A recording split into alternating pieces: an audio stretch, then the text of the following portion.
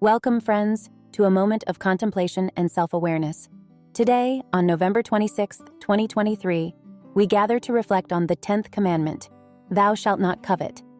Join Reverend Judith Taylor of Tyler Unity Center as we explore the themes of contentment, gratitude, and the spiritual implications of desiring what others possess. May this sermon inspire you to appreciate the blessings in your life and cultivate a heart free from envy.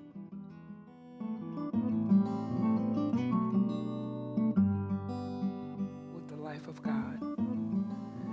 As we take our last, we are graced with the bliss of going home. Throughout the span between those two breaths, we project what we think is right. And sometimes it's not quite the way we wanted it to be. But grace is there to make those rough places smooth. Grace is finding that needed thing before you even know it's missing. Grace is a prayer sent from around the world to your heart, to your spirit. Grace is the love that we know dwells in the heart of everyone we meet. Grace is part of us. We are gracious.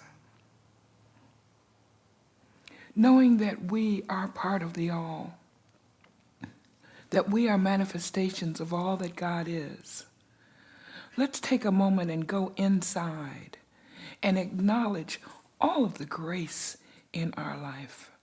Not just the grace we say before prayers, not just the saving grace in a circumstance, but the grace that lives with us every day. You may want to think of specific situations and circumstances and people, but this meditation is going to the whole planet, because the whole planet is our family. And grace will heal wounds that we cannot see and prevent wounds from ever happening. As agents of God, being gracious ourselves, we can project grace, love, peace, and spiritual unfoldment to the whole planet, the rest of our family.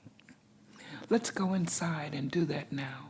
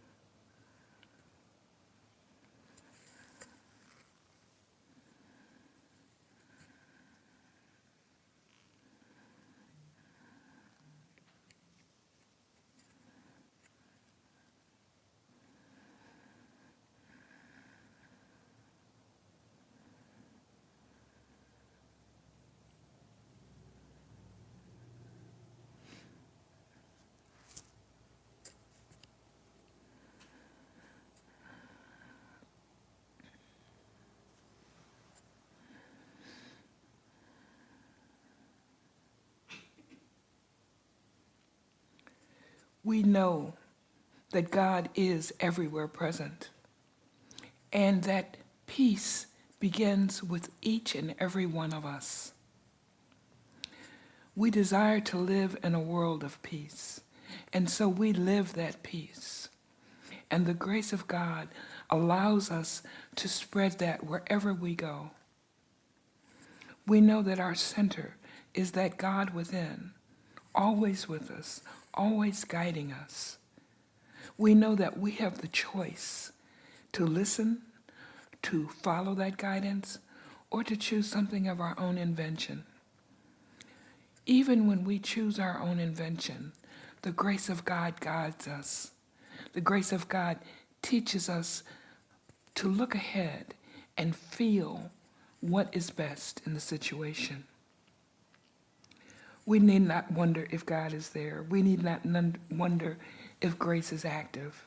It is. God is. God is all the life there is. Our life, our very life, is the life of God.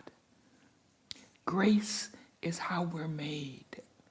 And we delight in spreading joy, peace, and love to the rest of our family on planet Earth. With joy and great gratitude, we know that so it is. I am so grateful. Thanksgiving, as many of you know, is my favorite holiday, not just because I like to eat, which I do, but because to me, Thanksgiving is a real holy day, because it's our chance to look around and realize how blessed we are. I mean, even if you're in dire straits, you're conscious. You can think, you can feel. That's a gift. And that can change things. All of us have experienced when we had an attitude and we changed our attitude and the situation morphed more like our attitude. And yes, that works both ways. Whatever attitude you were with, it'll morph toward that. Because we are one with all that is. We're not some other creature stuck here and then we have to adapt to this world. This world was made for us. We are family. So the things that we go through, regardless of how we decide they are good, bad, indifferent, I don't know, which is also a very good judgment, I don't know. Try it sometimes, it really works. Our attitude is the seasoning. You know, my husband's not here, so I'm going to tell on him. You're a husband, but you don't count. Okay, I'm not blaming you. My husband likes to cook. I was raised to cook from scratch. Okay, so y'all know what that's about. Flour everywhere. But when my husband cooks, he cooks for a certain flavor, which he never quite gets, but he's always reaching for more. So when he's trying to make the flavor, he may put more pepper, more garlic, more sage, more salt, more butter. So I had more for Thanksgiving. You know how we always want something, we say, you want more because it's good. Well, sometimes balance can be appreciated. Now, that's as bad as I'm going to get because some of you are going to see him Tuesday. And you can say, oh, she complimented your cooking. I didn't have to do it. That was a blessing.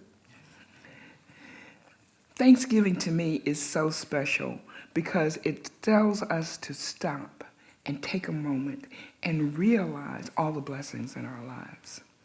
We always say, yeah, I'm blessed, and people use it now like a greeting. Oh, have a blessed day. And they're not even looking at you, inside or out. But really, we have blessed days when we decide to. Our attitude makes a huge difference. And that's one reason we all love that first song, I Can Do It. Because whatever it is, if it's on your plate, you can do it. If any other human being did it, you can do it. I don't care what it is. All human beings have the potential to be Madame Curie, Charles Fillmore, Pam Davis. We have the potential that any other human being does.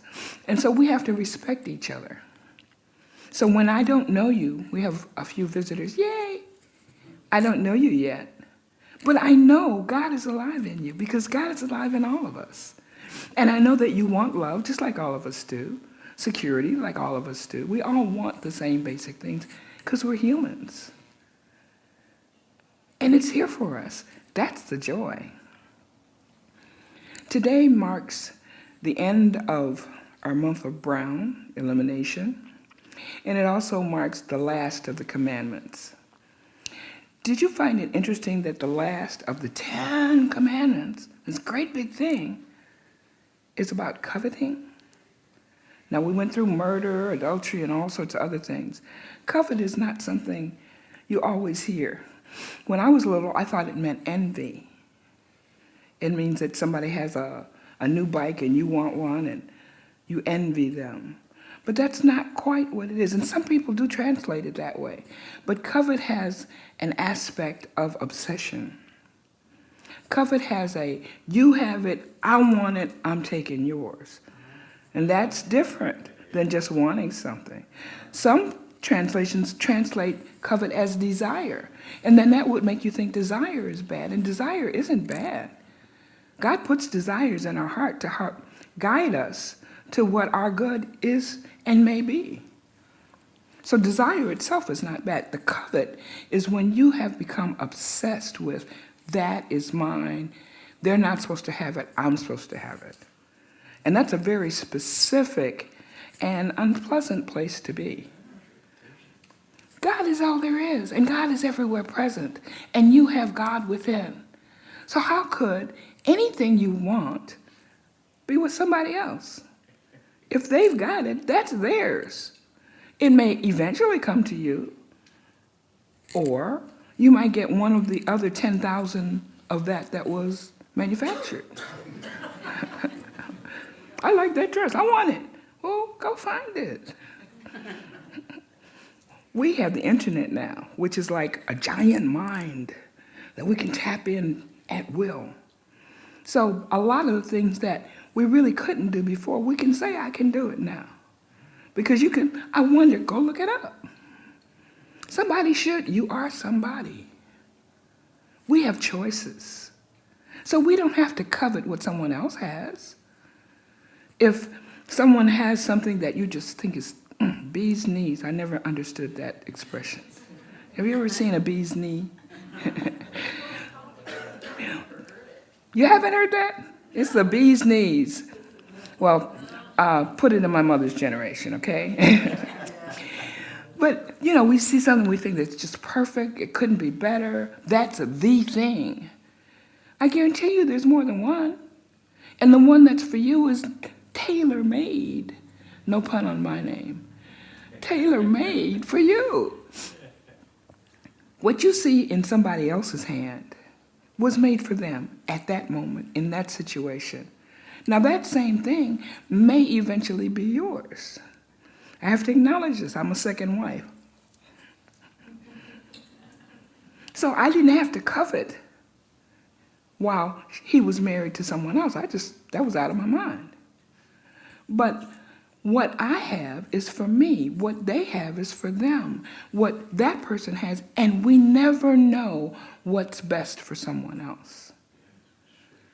We have to remember that because we want the same things on a basic level. We want love, we want security, we want freedom from pain, we want to feel good in our bodies.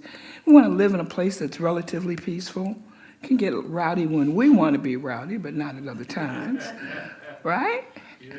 So we want what we want, and there's nothing wrong with that. So there is nothing about thou shalt not desire. That is not what that says. What it's talking about is being obsessed with a thing or situation. Yes, the covet of wanting what somebody else seems to have is an issue, but that's where the obsession comes in because you perceive yourself as separate from that good. Because you wouldn't have to be obsessed. If you realize that God is all there is, God is everywhere present, God loves you, wants you to have the highest and best of everything, what's the problem? I mean, God didn't just start with this. God didn't just say, well, I'll do it for an hour, and when they're out of church, that's no longer there. I mean, it doesn't work that way. God is God, and truth is truth, and that goes with you, whether you believe it or not. The law, gravity, if I jump off this, I'm going down, even if I believe I can fly. I can believe that, but that doesn't change the laws of physics. The laws of physics, believe it or not, Ray, he told me I could tease him in service. I got permission. He may not remember it, but he gave me permission. The laws of physics are in our favor. We can't be lawbreakers. One of the things that we talked about earlier in the series is that thou shalt not translates from the Hebrew as thou can't. Thou canst not kill. Because you can't kill life. Life is God. You can kill the body, but not life. The opposite of birth is death. The opposite of life is life. Life has no opposite. Life is eternal. So the laws of physics work in our favor. Those of you who enjoyed Jen's session about science and spirituality, we talked about at the molecular level, God is there. Gray Brayton said that they translated the genetic code and found it says God eternal in the body. At the cellular level of magnetism, positive and negative charges, there's attraction, there's repelling, and we talked about the noble gases who were in and of themselves. They didn't need to pull towards someone. They had no charge. Well, we each have a charge. We're charged with being our best self. How do you do that? My self changes. It's not the same thing. What was best yesterday isn't good today. Right. You stay in motion. And if you are obsessed with something, you've not moved. You've identified that as something you want, but you haven't moved on to my version may be out there somewhere. I will keep an eye out for it. I can create the situation that I desire. I know a situation that could use my half of that good. Because remember, we are here together. We are all interwoven. So if you see something that needs to be done, they should. You are they. We are the people we've been waiting for, really. That's a song and it's a truth. Because the they is us. We see the need. Therefore, since we know it needs to be done, we have the ability to do something about it. Now, I'm silly sometimes, but I'm not crazy. I know that I personally, at this point, cannot wave my hand and all the hungry people are fed. But I can participate in the church giving money to Highway 80. That's what I can do for hunger. I can love on the animals and think about a child and how much wonderful they'll feel knowing that love that's in there, to feel that vibration. I can look into the eyes of a stranger, whether they respond or not, and smile and bless them. Because remember, we are the offspring of God in the same likeness and image, which means we have the powers. We say, God bless me. Well, God's kind of done that already. You know, you're here. And it continues. It's not, God is a verb to me. It's not a noun. God is always blessing, always loving, always living. It's a verb. It's a doingness. We talked today in Sunday school about how it was gray this morning. And we said, well, we hope the sun will come out. And then we reminded ourselves that it's always out. Just like God. It's always out there. We can go inside and shut the door. We can have clouds. Someone even suggested getting an umbrella to shield themselves. Too much sun can be a problem. Not enough sun can be a problem. We find our balance from where we are. What one person says is too much sun may not be for someone else. You can't determine someone else's good. We are each our own spiritual authority. No one knows what's in here but you and God. And since they're the same person, there's no separation. We pray for ourselves. We pray so that we can clear our minds and understand what our emotions and bodies are doing. Because remember, your body will put out chemicals that affect your emotions before your mind even knows that's what it's going to do. So our inner self, which is more than your mind, more than your emotions, that inner self, that I call it the part of you that never left home, okay? Because there's that within each of us. Who knows what's right? Who knows what you need? Who knows that it's 2 in the morning and you need to go to bed? Turn that off, it'll be there. There's part of you who knows, don't get riled about that. That has nothing to do with you. That person's zipping by you and talking like crazy. He's not talking to you, he's singing. We misinterpret a lot of stuff because we think of it in terms of us. And we are so rich in our differences and our strengths and our desires and experiences that there's no way that someone else is exactly like you. That's why we want to meet each other. We want to talk, want to get to know each other. People want to express themselves.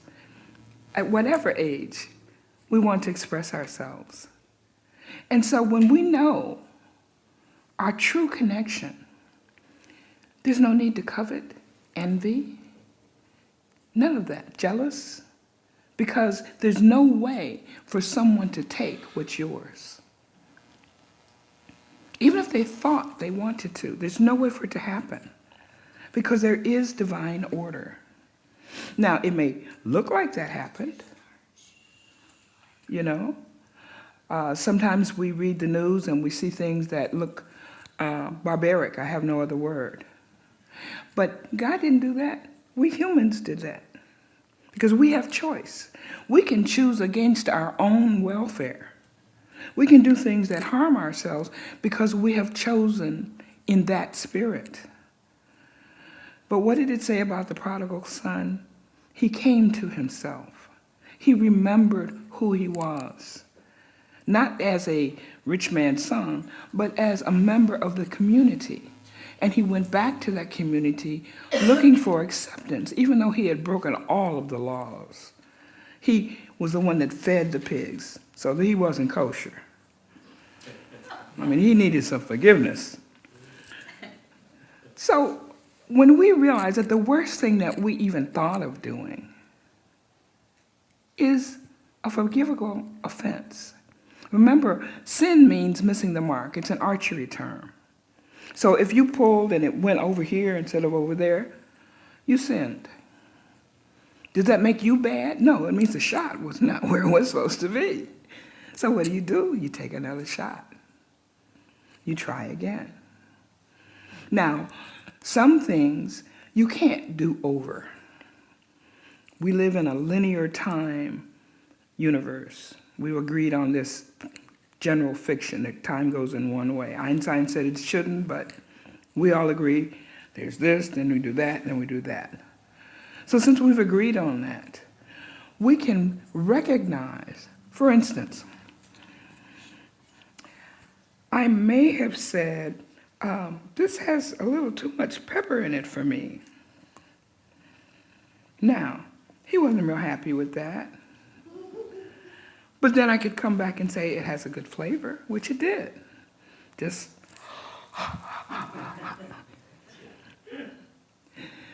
so there's a way to see things in an open way. When we decide that I need that thing, only that thing, not this other one that looks just like it, acts the same way, I need that specific thing, we've cut our mind off from all the other good that's possible. I know my mother was a psychologist. I'll say it that way.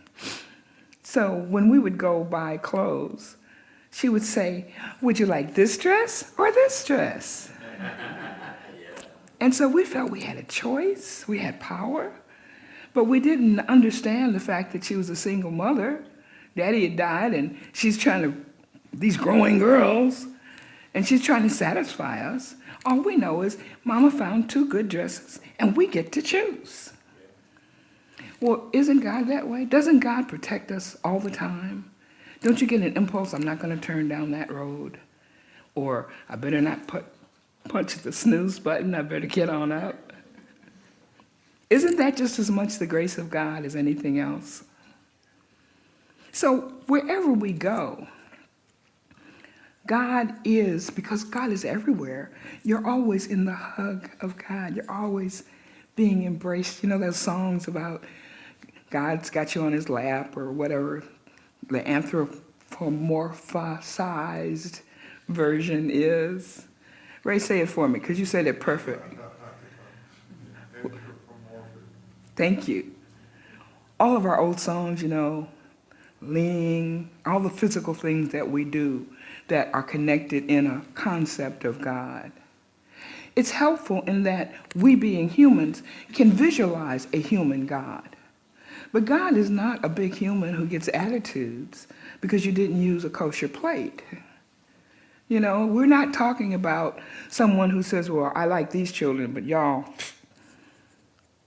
God is everywhere present. And we don't have to covet or envy or be jealous of someone else because all good is right here. Now, we've talked about physics a lot. So you all know that on the quantum level, it's true. Now, here, nowhere, right here, now. Everything is right here.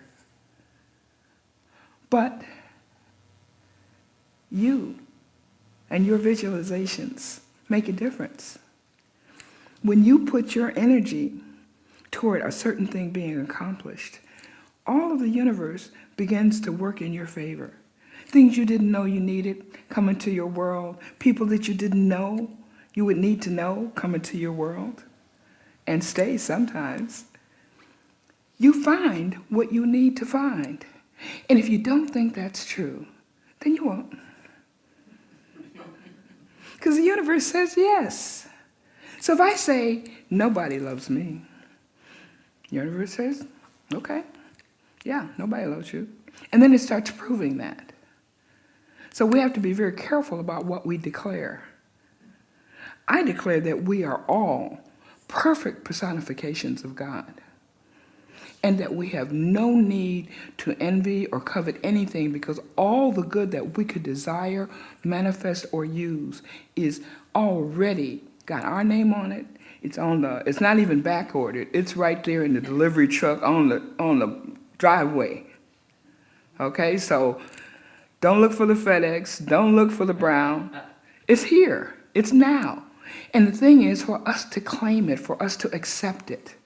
You ever had somebody that you really loved, but they couldn't accept that love, and they didn't feel it, and you wanted to love them so much, you wanted them to be happy, but because they didn't deserve it in their eyes, they couldn't receive what you were giving. Just a side note, what I do in those situations is I love them anyway. Because what else is there to do but love? We're all the same. We're all in this together. I don't hate this finger, so why should I be mad at it and not praise this one? So it's the same with everyone. Even if you don't like their behavior, the essence of them is the same as everyone else, a manifestation of God at their level of understanding. And we all were once at a level where it looked very different than it looks today. So we don't judge. We simply bless them and give them love as they go on their way. And be grateful that you have that ability. Have you ever thought about what it means that you can say a prayer? You can repeat an affirmation with feeling and meaning, that you can bless someone and it has a physical effect? I think that's just amazing. And that once again proves that from the molecular level to the cosmic level, it's all one. It's not, well, on the earth plane, and then when you get above a certain number of miles, then it's going to be a different thing. It's all one. So you are stardust. Those heavy metals and elements weren't made until the stars came. So once that happened, and then the planets did their thing, and all the other matter coalesced and made us. We're part of everything, and everything is part of us. So in your mind, and this This is one thing I'm glad I didn't forget to mention. Some of us grew up with the idea that if you've thought the thing, you've done it. Oh, Lord. I thought about eating that chocolate cake, and it's on there now. Thoughts are powerful, but you are not a victim of your thoughts. You are the divine authority in your mind. This being that listens to God, that feels God, that receives intuition, inner teaching, is one with all. And the things we do, the decisions we make on this plane are temporal. They're temporary. The eternity of you is still on point, on center. And when we notice that we've done something that kind of rocks our boat in a way we don't want, we have the ability, we have the power to change it. We have the responsibility to change it. It's not about someone said 3,000 years ago, you're bad if you do this. It's about managing the gift that you've been given, which is yourself, this life. Managing that gift in a way that maximizes its good for everyone, since we're connected. And once you decide to do that, you'll notice that people come to you, situations come to you, what you need comes to you. It may be as simple as, I was listening to NPR on the way in, and they had the puzzler. And they asked the contestant how he was feeling. He said, well, I've been coveting a game pen for all my life, and now I finally got one. Be careful what you say, because God has a sense of humor, I've found. So if I say, and this is something that I used to do, I don't do this anymore, but I used to say, I want that, but I know I can't have it. Now I say, I like that, and I know there's one for me. That's how I found Tyler Unity, and boy, am I glad. Namaste. Yes.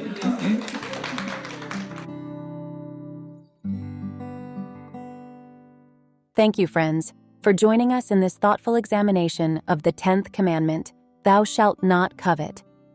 As we part ways on this November 26th, 2023, may the wisdom shared by Reverend Judith Taylor encourage you to embrace a life of contentment and gratitude.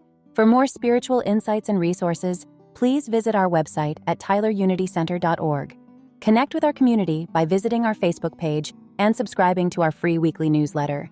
And if you're in the vicinity of Tyler, Texas, we warmly invite you to visit us at 14024 Highway 155 South. Copyright 2023 Tyler Unity Center. All rights reserved.